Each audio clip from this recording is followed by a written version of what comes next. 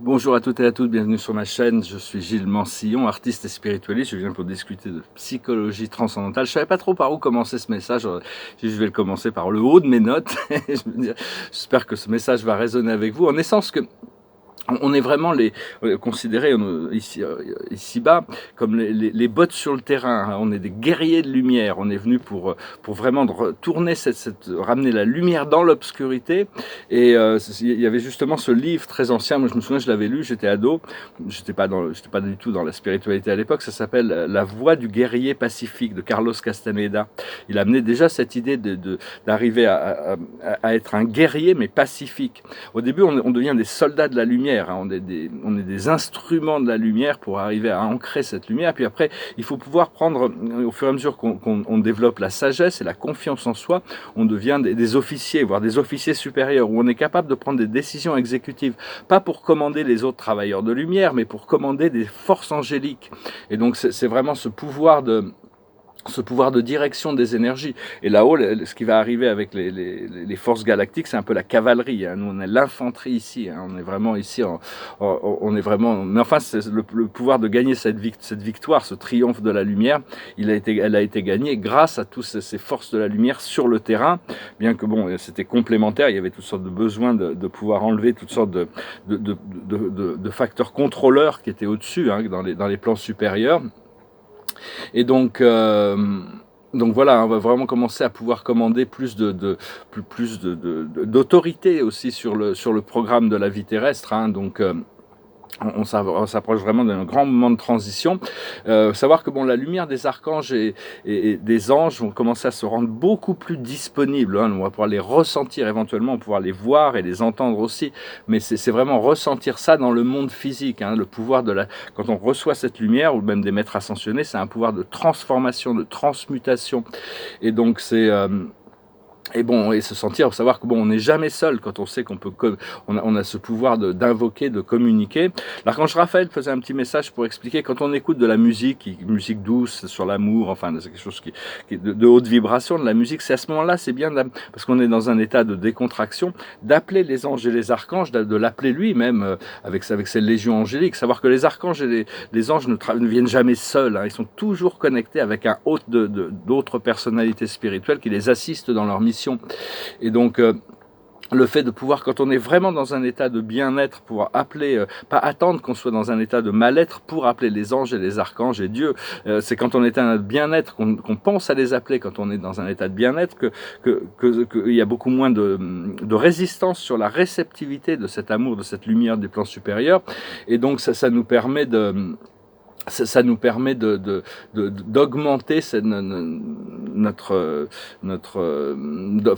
d'augmenter notre amour, d'augmenter notre guérison, d'augmenter notre succès, d'augmenter notre protection, d'augmenter notre bonheur, d'augmenter notre santé. Est-ce qu'on veut un peu plus de santé, un peu plus de bonheur, un peu plus d'amour, un peu plus de lumière, un peu plus de protection. Donc c'est vraiment continuer à travailler avec ces forces invisibles. Et donc tout ça, c'est en train de s'accélérer progressivement. Parce qu'on doit vraiment comprendre qui on est en tant qu'humain ici, dans cette vie, notre place dans le monde, notre mission terrestre, mais aussi qu'on est connecté à tout ce qui est. Nous, on est une extension des êtres de la source, ceux qui font partie du tout, d'un tout tellement extraordinaire. Et donc, on est tous faits de tous les états en réalité. C'est juste d'arriver à choisir des états de bonheur plutôt que des états de misère. Savoir l'expérience de la souffrance et de la douleur et tout ça, on avait besoin de venir l'expérimenter pour comprendre ce que les humains passent à travers aussi. Si on vient des plans supérieurs, on avait besoin d'être sensible à comprendre l'expérience humaine pour pouvoir être plus sensible et pour pouvoir aider plus. Donc on avait choisi de faire un peu un sacrifice à ce niveau-là. Le passé, c'est le savoir, la connaissance. Le présent, c'est la guérison. Et le futur, c'est la droiture. Je vous laisserai les interpréter intuitivement, s'aligner sur ce qui est droit, sur ce qui est juste, sur ce qui est vrai. On travaille sur la détermination, que la volonté soit déterminée, qu'il n'y ait plus d'obstacles. Enfin, des fois la route la plus directe n'est pas forcément la meilleure. Des fois, il faut faire des détours pour arriver à prendre des informations à droite à gauche. Et l'aboutissant, ça va être la complémentarité. On va vraiment se sentir complet et complémentaire dans le monde. Alors, je voulais discuter aussi de l'idée du karma. Qu'est-ce que c'est le karma? C'est une nécessité. C'est quelque chose, on peut concevoir que c'est une question de justice. Disons que chaque âme, généralement, les âmes arrivent à se juger, se punir elles-mêmes pour avancer. Parce que si l'univers a été créé pour l'évolution, si l'univers, les âmes, si elles ne sont pas, qui font des choses qui font du mal aux autres, ne sont pas ramenées on ne leur montre pas ça, ça veut dire que elles ne peuvent pas évoluer. Si elles ne peuvent pas évoluer, l'univers n'a plus aucun intérêt, doit disparaître. Et donc Dieu voulant exister éternellement, des fois, bon, il a cette nécessité de juger et même de punir les âmes quand elles ne font pas le travail de correction elles-mêmes. Donc c'est vraiment par nécessité, par compassion qu'on a besoin de faire face à nos actions négatives pour pouvoir les corriger. C'est un peu comme la justice humaine. Hein. S'il y a des criminels, ils ne sont pas attrapés, ils ne sont pas punis, ça valide le fait qu'ils peuvent continuer à faire souffrir les autres impunément. Donc à un moment donné, on a besoin quand même de se rectifier. Mais on doit pouvoir, l'amour inconditionnel transcende l'idée du karma.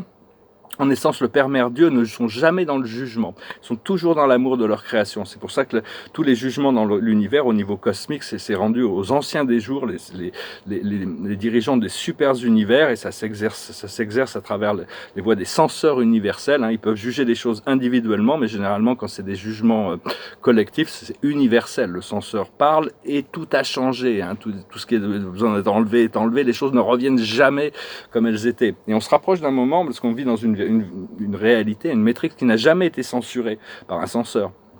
Ce qu'on appelle le jugement dernier, c'est la voix de Dieu, hein, le censeur. Et donc ça, mais enfin bon, il faut pas trop s'en inquiéter. Hein, c'est juste savoir que bon, c'est par amour et compassion que Dieu a besoin de rectifier les choses. Et donc même si bon, des fois il laisse les choses se passer, hein, parce que toute l'obscurité va être mise en lumière. Et après, il y aura des vagues d'amour qui viendront pour guérir tout ça. Mais j'ai eu ce rêve d'ailleurs, je voyais que c'était un petit peu tout. Je n'ai pas très bien compris ce qui se passait, mais j'étais exposé à des mensonges et il y avait toujours la vérité qui venait. Après ça, hop, on essayait un autre angle, hop, une nouvelle vérité, hop, une nouvelle vérité. C'est-à-dire que tous ces mensonges et toute cette obscurité va être complètement entouré de vérité et de lumière. Il n'y aura plus vraiment d'échappatoire sur les choses. Tout va vraiment ressortir, hein, la sophisterie et les mensonges. À savoir que la vérité a toujours des pas d'avance. C'est un petit peu comme pendant la rébellion de Lucifer, il y a 200 000 ans, dans cet endroit qui s'appelle Jérusalem, quand c'est eu cette rébellion, Gabriel de Salvington, le commandeur en chef de toutes les armées angéliques, la brillante étoile du matin, était descendu en personne avec des armées angéliques pour exposer la sophisterie et les mensonges de tous ces rebelles. Hein. Et donc, enfin bon, c'est des vieilles histoires que vous pouvez lire dans le livre d'Urantia. C'est assez intéressant, c'est l'histoire de la rébellion, comment ça s'est causé, les causes, les effets. Et donc, mais enfin bon, ici on se prépare vraiment pour ces révélations. Hein. Aussi, je voulais aussi dire, bon, il y a beaucoup d'extraterrestres très positifs qui vont venir nous assister. Certains, comme les dieux égyptiens, maintiennent des formes qui pourraient nous faire très très peur, parce qu'ils ont des formes qui pourraient paraître extrêmement agressives. Mais en réalité, ils maintiennent ces formes. Ils n'ont pas envie d'avoir des formes douces et jolies et belles, parce que ça fait peur aux forces négatives. Le fait que, oula, je veux dire, si vous voyez Anubis, il peut faire peur, mais en réalité, c'est un être de grande sagesse et d'amour.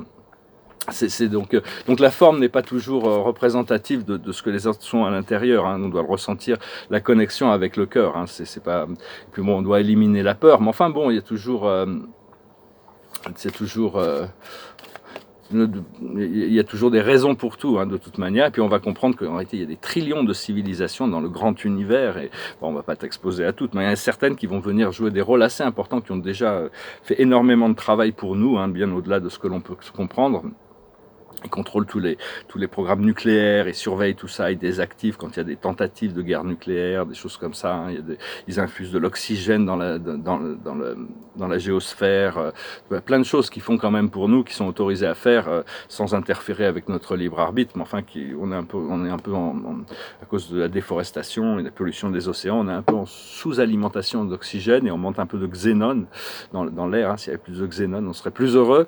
C'est des petits gaz importants.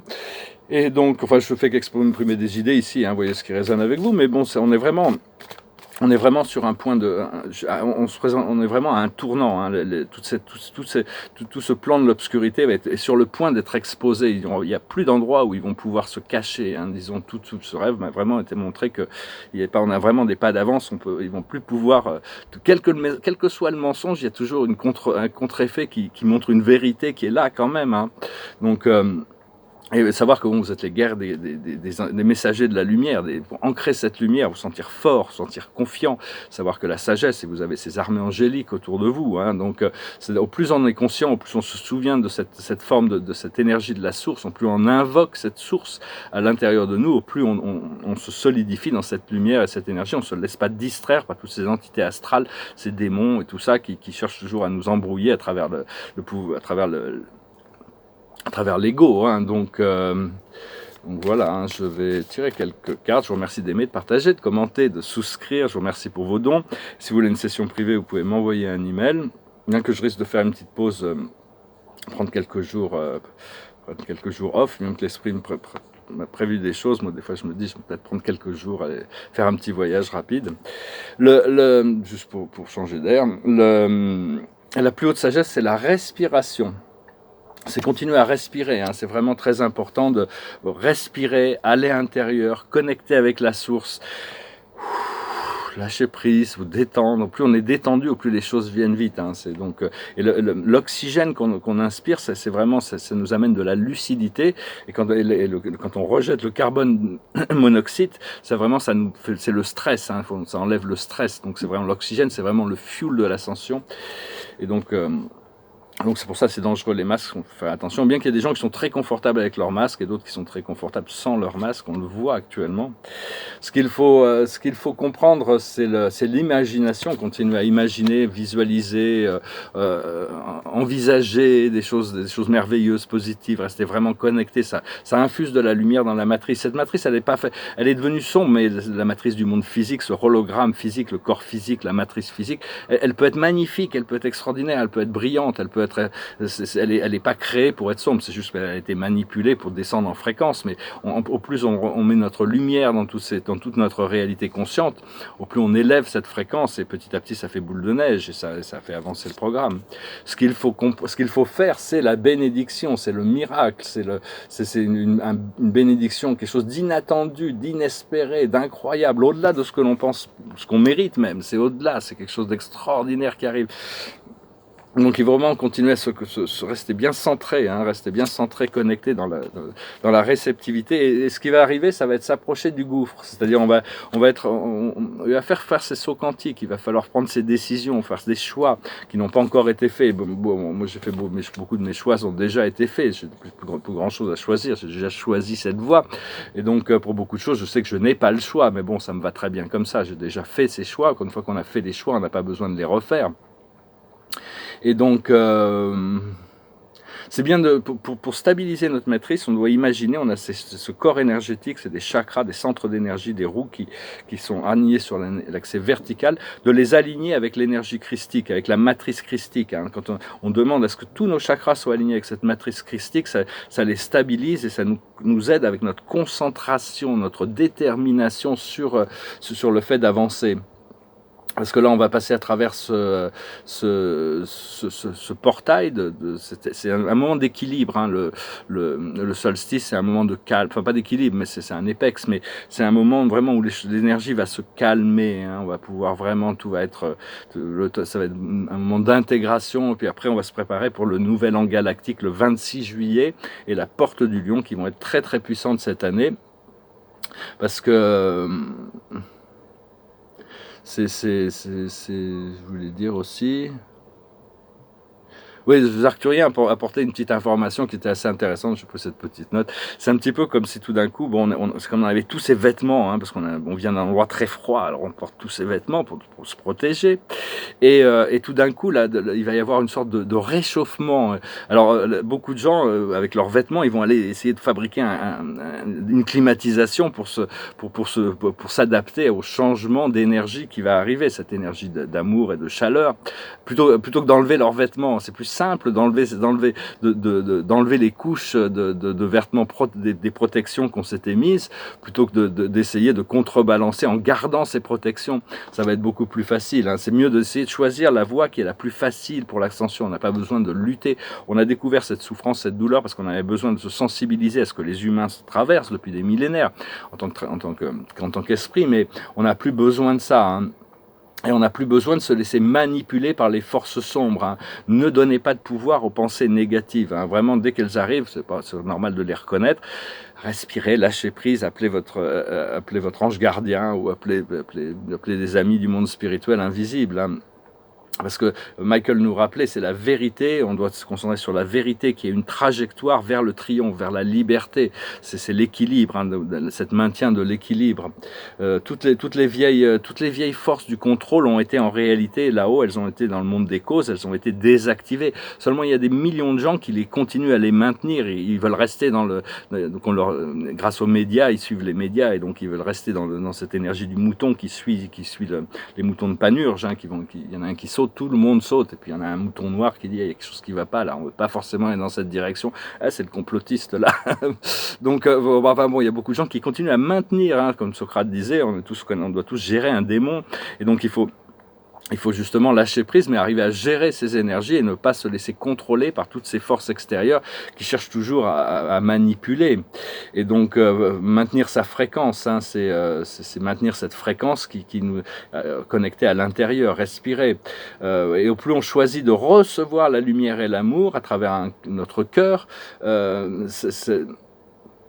au plus on le ressent, et c'est de savoir, et actuellement avec ce Mercure rétrograde, ça nous dit on peut voir les choses qui nous empêchent, les peurs ou les choses comme ça, les doutes, les peurs, qui peuvent encore nous empêcher de recevoir cette expérience, hein. Quelles sont ces choses, ces croyances? Une croyance, c'est quelque chose qui se répète, et donc savoir que on est en train vraiment de se libérer. Donc pendant très longtemps on a passé cette période sombre. Heureusement il y avait quand même eu des cracks dans la matrice, comme les 10 commandements ont été descendus, hein, ou le Coran, ou ça, c'est pour donner de l'espoir aux gens quand même, ou la présence du Christ ou du Bouddha ou de tous ces êtres qui sont venus pour donner de l'espoir aux gens, leur rappeler la lumière, hein. Toutes ces choses ont des relations quand même assez importantes. C'est juste des modèles ou des guides, hein. C'est pas quelque chose, on doit pouvoir connecter à travers notre propre cœur maintenant, hein, au-delà des formes.